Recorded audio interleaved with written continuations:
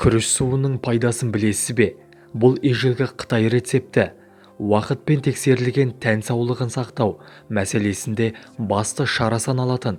Әдеттегі медициналық әрекеттер пайдасын тигізбеген кезде жасалатын амал деседі. Қытайлықтар күрішті ерекше жақсы көреді. Бұл тағамды көп тұтынатындары да кездейсоқтық емес. Дұрыс дайындаған күріш өміріңізді ұзартып, ағзаны қажетті заттармен қамтамасыз етіп отыратын өте пайдалы тағам. Сіздермен бірге дертке дауа арнасы. Достар, біздің арнаны 72% адамдар арнаға тіркелусіз қарайды екен. Егерде сіз осы видеоны көріп отырсаңыз, арнаға тіркеліп, лайк басып, қоңыраушаны баса кетіңіз. Сіздің оп-оңай, болмашы ғана әрекетіңіз бізді шабыттандырады. Күріш жеп отырған кезде ағзаңызда токсиндер сыртқа шығады. Асқазан мен ішек жұмысын ретке келтіреді. Дегенмен күрішке қарағанда оның суының пайдасы өте мол. Егер бұрын соңды күріш суының пайдасы туралы естімеген болсаңыз, бұл жазбаны сақтап қойғаның жөн. Ал айтарымыз мынау: мінсіз келбет, күш-қуат, сау тері күріш суының тұтынатын адамдардың серігі. Күріш суы ағзаны көмірсулармен қамтамасыз етіп, асқазан ауруын емдейді, артериялық қысымды ретке келтіреді, оба ауруының алдын алады. Мұнымен қатар оның косметикалық қасиеті бар. Саңылаулардың аузын бітеп, тері түсін біркелкі етіп, майлылық деңгейін азайтады. Ертеде қазіргідей арнайы дайын сусынмен тағамдар шықпаған кезде ата-аналар балаларын осы сусынмен тамақтандырған. Бүгінде жиі айтылатын бұрынғының балалары мықты болған деген сөз осындай табиғи ас судың арқасы екені жасырын емес. Иә, ертеректе күріш суының арқасында дисбактериоз, гепатит сынды аурулар өте сирек кездесетін болған. Ол өте қарапайым әдіспен дайындалады. Аз мөлшердегі күрішті суға салып қайнатыңыз. Бір стақан суға бір ас қасық күріш жеткілікті. Күріш жартылай піскен шақта су түсі өзгереді. Онымен күніне 2 рет бетіңізді жуыңыз. Бір аптаның ішінде оң нәтижесі байқала бастайды.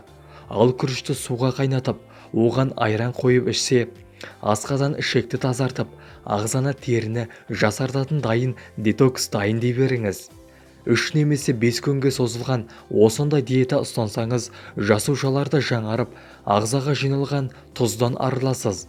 Бұл диетаның ерекшелігі күріш және айран ботқасын қалауыңызша жей беруіңізге болады. Айтпақшы, күріш қайнатылған суды жиірек ішу бауырды сауықтырады. Ішекті бір ас қасық күріш тазалайды. Бұл ем арқылы ішегіңізді шлактар мен улы заттардан тазалайсыз. Біз ұсынғалы отырған бұл рецепт өз нәтижесін берген, кеңінен қолданыста болатын танымал әдістер. Бұл ем арқылы ішегіңізді шлактар мен улы заттардан тазартатыныңызға сеніңіз. Күріш дөңгелек пішіндегі күрішті аласыз. Жасыңызға сай мөлшерлейміз. Мәселен, жасыңыз 25-те болса, онда 25 ас қасық күрішті ыдысқа салыңыз. Салқын сумен жуу керек. Сосын күрішті бататындай етіп, қайнатылған салқын су құясыз. Ыдыстың бетін жауып, тоңазытқышқа қойыңыз. Таңертең жетілген күріштен бір ас қасық алып, басқа ыдысқа салыңыз. Үстіне салқын су құйып, газға қоясыз. Баяу отта 5 минут қайнатасыз. Піскен кезде жей беруге болады. Емді күнде таңға 7:30-да жүргізу керек.